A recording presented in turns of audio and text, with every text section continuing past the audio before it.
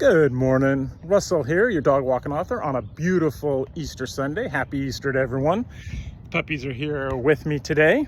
So today's topic is more of a scenario question than a topic. If you have a reviewer reviewing your book and you know they're reviewing it and you want them to, because hey, we want reviews, right? And as they're over the course of their days or weeks reading your book, they're chatting with you and they're asking you questions specifically about the characters in your book or the book itself, the plot or whatnot. Nothing personal.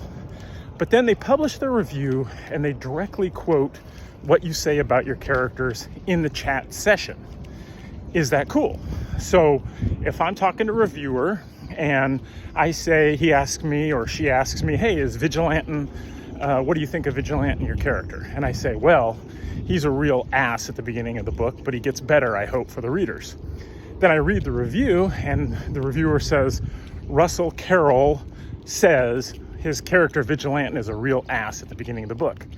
Is that fair game? Should I, as the author, automatically assume that because someone's doing a review and they're chatting with me, that anything I say about my characters is fair game to be quoted? Or is it more on the reviewer where they should tell me, hey, this is an interview, basically. Anytime I'm chatting with you, I'm going to use anything you say about your characters or your book.